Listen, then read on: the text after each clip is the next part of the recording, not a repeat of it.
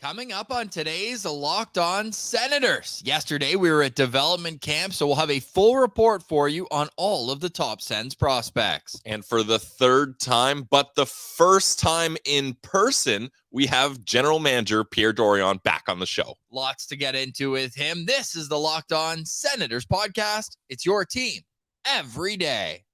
Your Locked On Senators, your daily podcast on the Ottawa Senators. Part of the Locked On Podcast Network. Your team every day.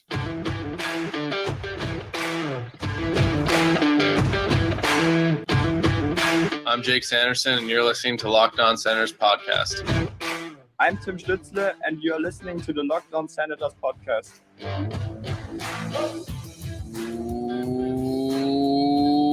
Welcome inside episode 834 of the Locked On Senators podcast. I'm Ross Levitan alongside Brandon Piller in the heart of our nation's capital in Ottawa, Ontario. Please like and subscribe wherever you download your podcast. We're also free and available on YouTube. Today is Tuesday, July 4th. A happy 4th of July to all of our American listeners. And Pilsy, there was a U.S. kid taking development camp by storm. How about Stephen Halliday yesterday? Yeah, honestly, it was awesome to be at dev camp because you get a real good feel of who's having a good camp, who's looking hot. And the name we heard over and over from players, coaches, fans watching, general manager, Stephen Halliday was a guy that everybody was buzzing to talk about. And if you spent any time watching him on the ice, you could see why. We were talking about, you were surprised at how big he was on the dev camp sheet where it says his height and weight. And you can see it on the ice, and he's got slick hands. And there's a reason this kid popped off in college, and he's about to have another good season, I think. Yeah, the two best kids on the ice. And I know Halliday's kind of a dual citizen, right? He moved to the U.S. at a young age, but college kid. We got to ask him sometime when he makes Canada's Olympic team one day. Oh, okay. Will he be representing Canada or the U.S.? But Tyler Boucher also really solid out there. Those two seem to have some good chemistry, having some laughs together as well. So it was really cool to see that. Levi Marilainen was unreal in the shootout. The only goals he let in were like highlight reel stuff. Like Halliday did the Forsberg, the one hand all around, and then Philip Nordberg, noted defensive defenseman, went to do the Forsberg and then pulled it back to his forehand. But other than that, Levy was unbeatable in the shootout there. So really cool, always great event. And I'd recommend if you're able to get down to the Sensplex, the Senators tweeted out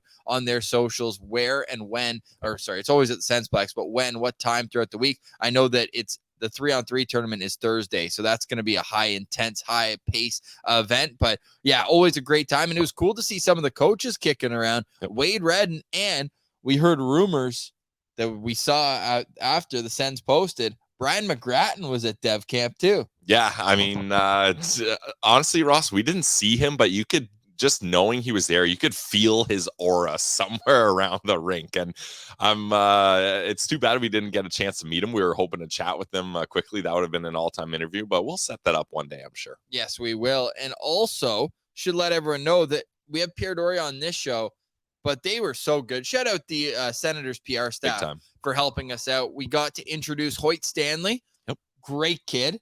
Martian's got an awesome story. We'll let him tell it, but that was all-time funny. Then we also had Tyler Kleven on. Really good interview. I feel like he's coming into his own as a person, very like confident in himself. I think a little bit more. He's like, who are these Senators guys? Why do they want to talk to me? When he was at school. Yep. And now it's like, okay, he's a part of the organization. It's great.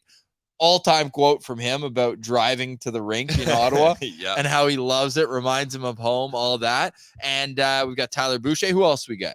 Philip Nordberg with Oscar Pettersson, the two Swedes. That was a lot of fun to do that interview. And my God, doing these interviews live, you really get a feel for how big Philip Nordberg is and Tyler Kleven. Like, Senators like to draft defensemen with size, and they've done that. They're imposing figures, and Pierre Dorion mentions that as much in this interview. So we won't give too much of it away. We got about 8 to 9 minutes with each of these guys. Obviously, they're busy.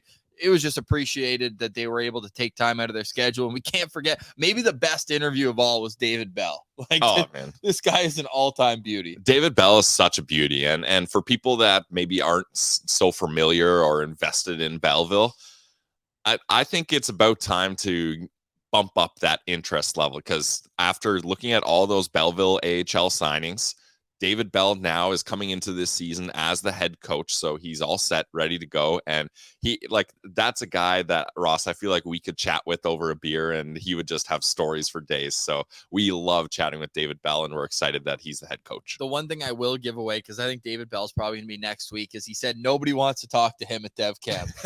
That was so funny. He's like, yeah, they see the AHL coach come in and they're ducking into closets and trying to get out of the way. Yeah. And we asked him specifically about Clevin, because he was a hard-nosed defenseman in his day. Dave Bell was. So we're like, hey, is Tyler Clevin the kind of guy you want to help mold here? And he's like, I think and I know that the right thing is for him to be focused on trying to make the NHL team. So he says, if and when the time comes, then we'll have a lot of time to get things together. But yeah, he wants to let all these kids focus on their dream of making the NHL. But he also made a really good point. Like, these kids are so green. In terms of coming to the NHL. He said Claude Giroux was in there working out in the morning and half the kids looked like they wanted to ask him for his autograph. So it's one of those where they're in such a cocoon right now almost. And this is where you can kind of mold them and, teach them who Brian McGrattan is even. Yeah. I mean, a lot of these kids didn't even know who Brian McGrattan is. So we won't give too much away. We're super excited about all the interviews. So we're giving all these little tidbits, these little teasers, but I don't want to give too much away. But yeah, that was a whole new experience for us. Ross and I are not technical guys, so we learned a lot about setting up cameras, getting SD cards. Shout out Laleem's Martian, too, for helping us out. If you don't follow him already, do that. Happy Martian, belated birthday to him as well on Sunday. So for him to wake up the next day and come out and help us out was a huge, huge move by him. So, yeah, really appreciative. Great time at Dev Camp. And anyone else stand out? We talked about Tyler Boucher. We talked about Stephen Halliday and Levi Merlinan. Was there anyone else in the half hour we watched? Well, I'll touch on Tyler Boucher a little bit because I mostly talked about Halliday there. Man, his release is nasty. And even other people around the rink were mentioning it. Like, when he decided to rip one in the drills, like, you could tell. And for people that think like, oh man, this guy's just going to be a scrappy bottom six guy, there's some offensive talent there that I think is ready to be unleashed. And it's interesting now that he's going to be at the pro level. He doesn't have to hold the reins back on the physicality, and we're going to see that shot fool some goalies, I think. Before we get to our interview with Pierre Dorion, any thoughts on Filip Zadina being on waivers yesterday? That was pretty strange to see. Yeah, definitely strange to see. I'm glad, Ross, that we're past that stage of the DeBrincat rumor mill where Zadina was the big piece coming. Like, not for 1 second did I like that idea. And now, like, Detroit and him are just at a point where they're both mutually just kind of done with each other. It hasn't worked out, unfortunately, for them. And look, I don't think he's going to make it all the way to Ottawa. I'm not sure where Ottawa stands in the waiver claim priority list, but I think it's a nice idea to pick him up. But look, I'm not one of those people that's going to be like on Sens Twitter when the Sens don't get a certain waiver pickup, like, oh wow, the Sens didn't get this guy, could have had him for nothing. Like, I don't know. I think he could help out, but I still think, like, if you look at his stats, this kid's got a long way to go before he's an impactful player. And he was on a Detroit team where you would kind of expect him to make the most of that opportunity with that roster. So I'm not too high or too low on Filip Zadina. I'll say that. Filip Zadina is signed at $1.8 million cap hit for next year and the year after. So I think the Sens probably stay away from that. They have some internal things to figure out with Alex DeBrincat. We didn't ask Pierre about Alex DeBrincat. One, he gave a pretty thorough update on July 1st that we passed along to you, but we are going to talk about that on the other side. But let's get to our interview with Pierre Dorion, Senators general manager. Third time on the show, first time live. Hope you enjoy. That's next on Locked On Senators. Today's episode is brought to you by our friends over at FanDuel. Guys, FanDuel is the official sportsbook partner of the Locked On Podcast Network, and for a good reason, guys. FanDuel, I love their app. It's safe, secure, and simple to use. You guys know anytime I'm looking for a sports book, I'm going to FanDuel. And if you're a new customer, you can take your first swing at betting on MLB. It's baseball season on FanDuel and get 10 times your first bet amount in bonus bets up to $200. So, math guy Ross, you can bet $20 and you could land $200 in bonus bets, win or lose. That's the key right there, win or lose. All on an app that you're gonna love. There's so many fun things to bet on FanDuel. They even had draft bets for the NHL. They're always finding different ways to get you in the mix. So there's no better place to bet on MLB than FanDuel, America's #1 sportsbook. So sign up today. Visit FanDuel.com/lockedon to get up to $200 in bonus bets. That's FanDuel.com/lockedon. FanDuel, make every moment more. Official partner of the Major League Baseball. Today's episode is also brought to you by Shawarma Palace. I literally have leftovers in the freezer right now. I haven't had Shawarma Palace yet, Ross. We got to get on that. We'll go tonight. Yeah. After the party, we'll go check out Shawarma Palace. Are you going with a wrap or a platter today? I can't, Ross. If I had a platter, it would take me 2 hours to eat. So I'll probably just go with the wrap. But when you get, whether it's the wrap or the platter, you know that Shawarma Palace at all 7 of their locations are going to bring the most delicious fulfillment to your life, because we know it's the freshest ingredients. We know that the portion size is never an issue at Shawarma Palace. The hummus is just made in-house perfect, but I haven't even mentioned the garlic sauce. I always get that extra garlic, and they always give you a smirk. Like, yeah, if you know, you know, when they're about to scoop the potatoes first into the platter. These garlic potatoes, a little rosemary, so good. Then they take the 1 scoop, and as he's about to dollop the 1 scoop on, you go, now please have some extra garlic, and they go, yeah. And Ross, I love too, after that, when they do the extra garlic, when they're cashing you out, they throw about 10 mints on the plate too. They're like, you're gonna need these. Yes, they'll also bring the pitas. It's just a great experience, and you can also order them on Uber Eats. So go check them out. Shawarma Palace is the only place in Ottawa for shawarma. Find them at any of their 7 locations, or head over to Uber Eats and get exclusive Shawarma Palace. Go get fuel filled. Go eat at Shawarma Palace.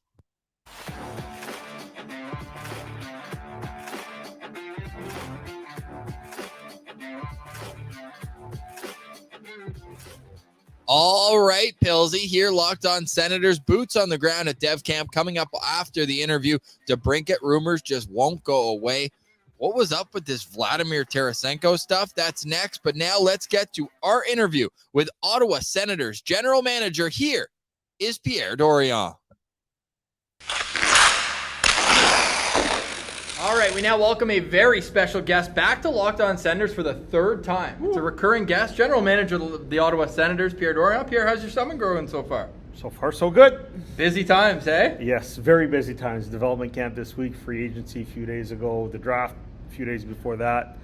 A few travel issues, but we made it to Nashville and from Nashville almost in one piece, and now we're just doing what we have to do. Okay, goalie-friendly show. We got to start. Obviously, it's Dev Camp. We got some prospect questions for you, but Joonas Korpisalo, what can fans expect from him? Well, he's someone that we targeted a year ago, but he signed with Columbus. We talked to them. So he signed with them, and someone we targeted at the trade deadline.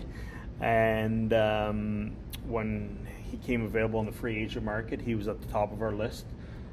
We like the fit with Anton Forsberg. Yeah. You like winners together, right? Yes. They've won before together. He's won a playoff series, is something that we also appreciated. He's been in the playoffs. He was in the playoffs this year. And we just like, he's powerful, he's big, he's athletic, he makes good reads. He's someone that I still think with goaltending, a lot of them hit their prime at 28, 29, 30. And for us, we just felt that it was the right mix. We did our homework on him, really good guy, hard worker, guy practices hard. So we just like the fit with us. We like the term was not even an issue for us.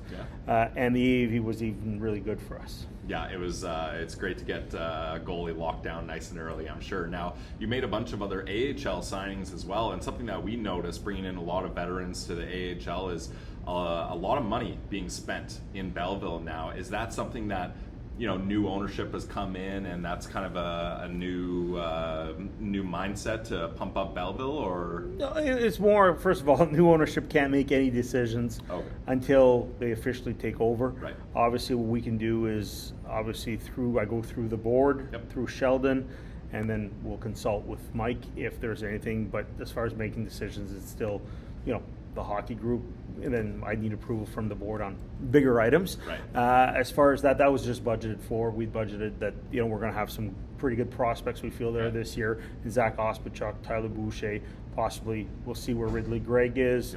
I think Gannett is really moving along. We'll see where Tyler Clevin is. So we just felt that bringing some of those guys in, and those guys can be call-ups too. Like you look at a guy like Highmore, he's played in Vancouver, has been really good. I know last year played in Springfield, but a few years ago when he was in Vancouver, he played on fourth line that was very effective with Lamenko, and I don't know who else was on the line, but it was pretty effective fourth line.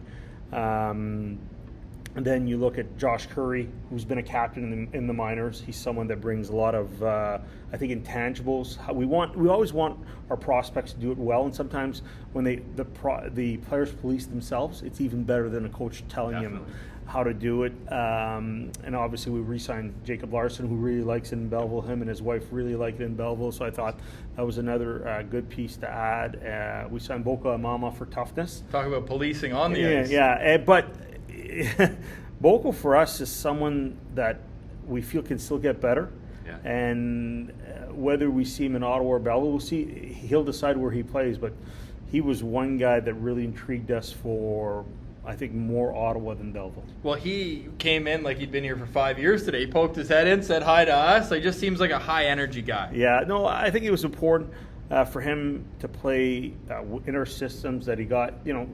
Arizona, every team does their systems differently. So when we signed him on Monday, when we talked to the agent, we just said, why don't we have him come in and speak with DJ about our systems, how we play, what he needs to work on, because there's things that he needs to work on to be an NHL regular, and I think having that element in our lineup is something that I know DJ's always liked and we always like, especially when you look at how our team is built.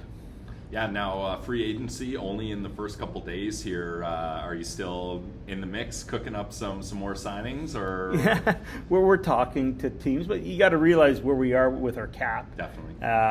So they're not big ticket players. They're players that can come in and play whether on our third or fourth lines, or as far as a defense pairing. I think everyone knows what our top four is. It's pretty solid. They're playing on our third pair, and something along those lines. And you told us before that Jacob Bernard-Docker is kind of the inside track. We saw that with a one-way contract as well. But of the guys, and you mentioned that maybe you do leave it to the prospects to make a bottom six push. Is there a guy out here at Dev Camp who you're really keeping an eye on, one or two? I don't know if it's as much as Dev Camp, but I think we got to start looking at giving Igor Sokolov. We gave him some games last year. He's someone that definitely we're looking at. We're going to look at guys like whether it's Cole Reinhardt, Angus Crookshank. I talked about Ridley Gregg. I think Yaraventi's going to play for us. It's when he plays for us, Robbie. So and I'm sure I'm forgetting someone. The biggest name for me, and I talked about it, is I was so impressed by Smetkel at the Worlds. I was really impressed by Smetkel, that he's another guy that could play in our bottom six. It's just, for him, he's smart enough, he's big enough, he's got the hands. It's more about the edges and the quickness. Speed is okay. It's just the edge and the quickness. Make sure he's quick enough and has good enough edges to be an NHL regular. Yeah. Now, final question for me, Pierre, and we really appreciate your time, especially in a busy part of the off season for you. Is we're here at Dev Camp. It's nice to see some of these players. It's our first time at Dev Camp. What's kind of your impression so far of what you've seen?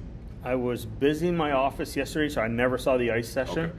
I'm going over there shortly to see the first time on the ice. It'll be interesting to see. I'm looking forward to guys like Stephen Halliday, Philip Nordberg. I want to see where Oscar Peterson was from the World Junior to where he is now. Obviously, Levy. He should stand out. And again, I'm sure I'm forgetting names. I like, anxious to see the guys that, Philip didn't come last year, so anxious to see, as I repeat, Philip Nordberg, Theo Wahlberg, where he's at, Kevin Riddler, where they were a year ago to where they are now, and I'm sorry if I'm mispronouncing the name. Some of the few tryouts we have, and obviously seeing the 4 out of the 5 guys that are here. The goalie from Kazakhstan couldn't get a visa to come in. Oh, So we were excited to see him. yeah, I would have been excited to see. I watched video on him. Right. He looked like very athletic and everything. But I watched video after the fact. I have to admit that I watched video on quite a bit of the players we drafted, but the 7th round guys, it's a bit more difficult. But I think it's, seeing how Hoyt Stanley is here and how's Andonovsky. Sorry if I'm not pronouncing it well. It's more about that. We tell the guys it's a development camp, but really it's an evaluation camp. Right. We're evaluating everything all the time. For sure. But we want them to have fun. Like, it should be stress-free. Play your game. Have fun. Go out there. Show us what you can do. Don't try to do something you're not used to doing. If you're a guy that is a shooter, don't on a 2-on-1 shoot the puck. Don't try to make a play that you don't play that you can't make in your league. So. Well, if it makes it feel better, Steven reached out to us. He's like, I'm not Stefan Halliday. After the draft last year, we got that wrong. So that's on us. But Pierre, really appreciate your time. Have a great summer, and we look forward to great success next season. Thanks for coming in, guys. Really appreciate it. No, our pleasure, man. Thank you.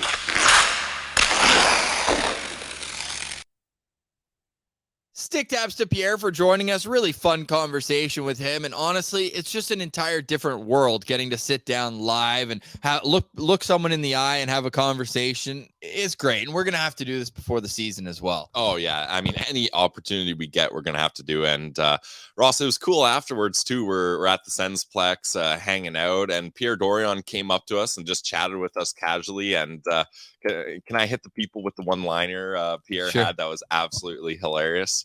So we were chatting with Bruce Garriock, just chit-chatting about how... And Murray Pam. And Murray Pam, yes. It was great to meet him as well.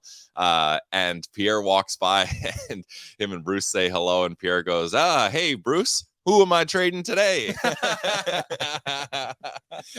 Garriock just gives him kind of a nod and a smirk, and we all had a good chuckle at that. But yeah, it's cool to be in a place, Ross, where like it's not like a formal discussion between us and Pierre. Like he wasn't guarded. Like we were chit-chatting, kind of, picking his brain about a couple different players, and he was being very candid with us. So I can't describe how crazy it is to think we're at this point where we have the opportunity to talk with him, and hope you guys really enjoyed that interview. Yeah, super fun. And like we said, 3rd time, but we actually had a great recommendation on Twitter, and I need to shout it out because we actually have to make this happen right now, and that's discussing getting Pierre on for Pints with Pierre on the postcast. Hasek Adductor. That's great. That's actually kind of a sad title because it makes me think of like the closest that I think Ottawa's ever gotten to the Cup in 06, and obviously putting a rookie Ray Emery in a tough spot that playoff run. But it would be great to get him on a postcast next year. That would be all time. So hey, we're unlocking new things each time, right? First it was the live show last February.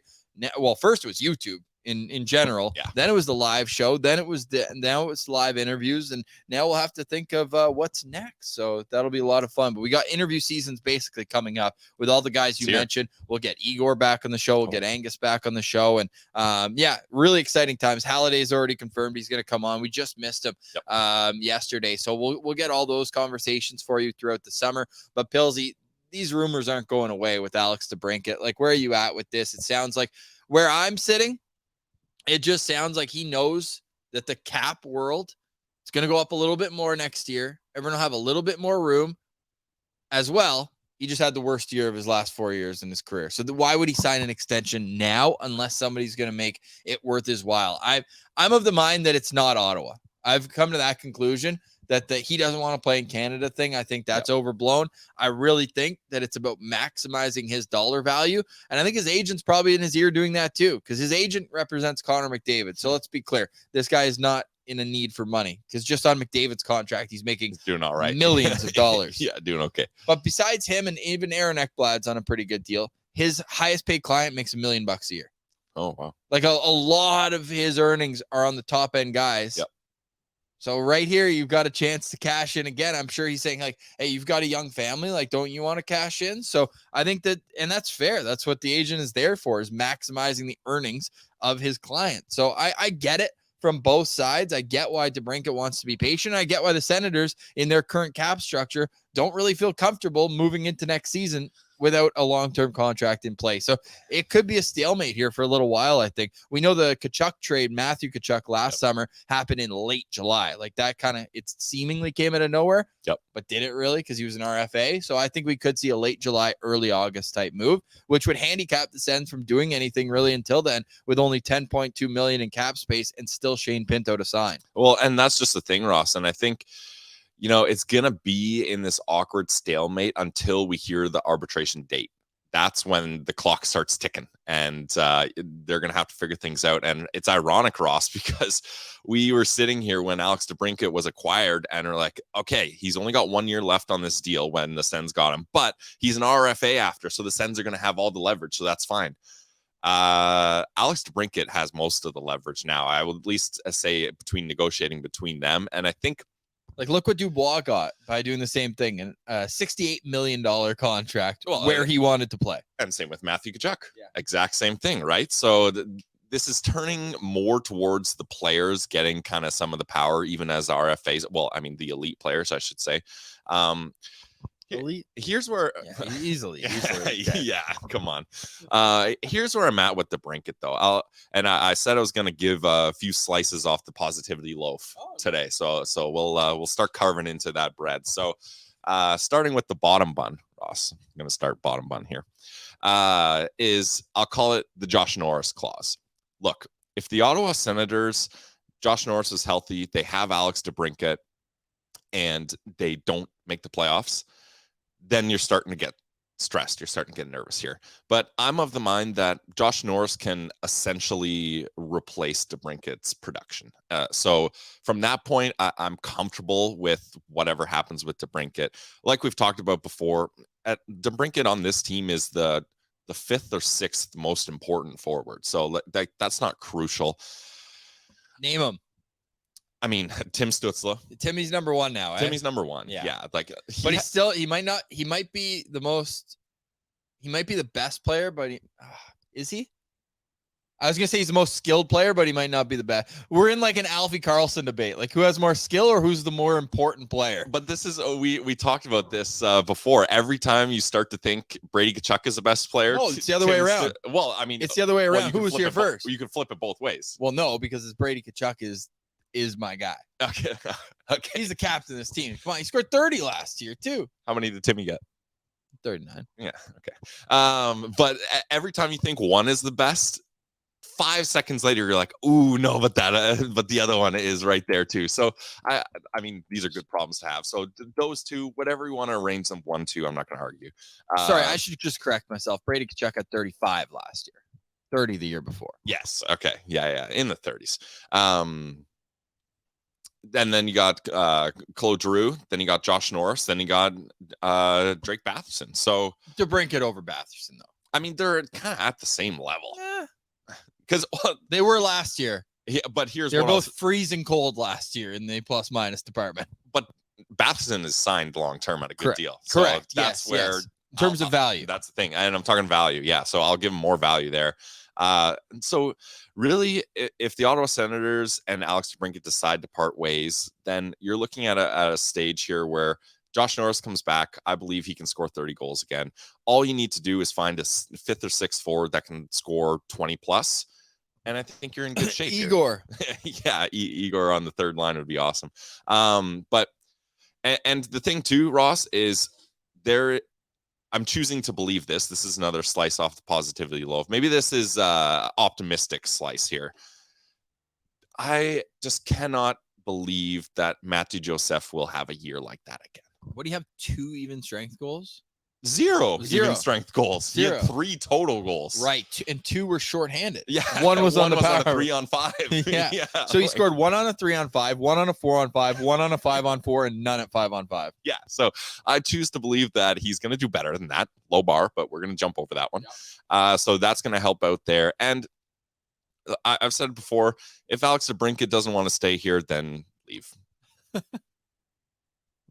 That's fair. No, that's very fair. Now, with Alex DeBrincat kind of, I don't want to say holding up because I don't think that's fair, although he is unsigned. So from that careful with standpoint, the wording there. We've got some back and forth on that one. oh yeah, big time. Yeah, Ian Mendez had a report that was more from talking to the agent, and that's very fair. But it almost feels more like Ian versus Bruce than it does Sens versus DeBrincat here. I think that they're negotiating through the media is what they're doing. Okay.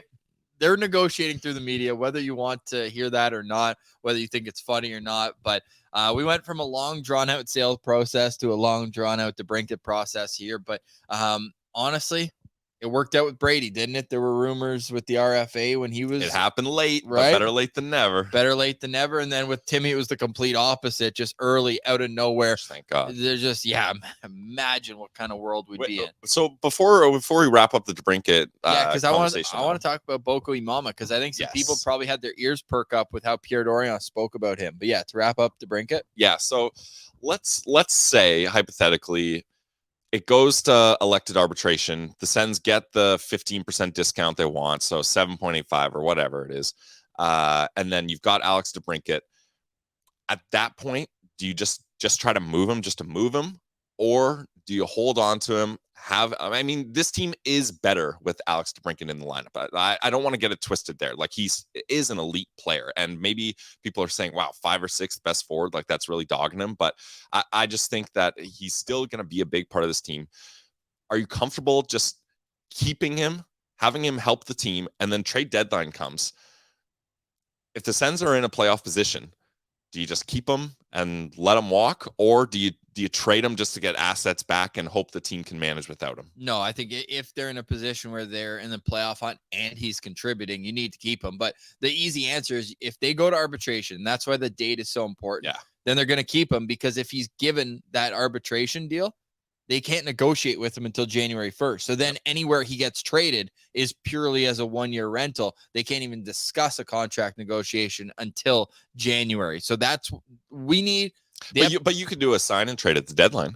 At the deadline, but you'd have to wait till January. Yeah. And I think if he starts the year, he should just finish the year, unless they're out of it. And I think, I'm not sure how to play this time, but last year, Pierre Dorion tried to get an extension done before the year started, but DeBrincat and his agent said, hey, we want to play. So during the season, I don't think him and his agent are going to change their minds and decide to negotiate in season. So this is a conversation that seemingly isn't going anywhere until news comes out with Alex DeBrincat. But how about the news that Boko Imama was more of a Sens signing than he was an AHL signing?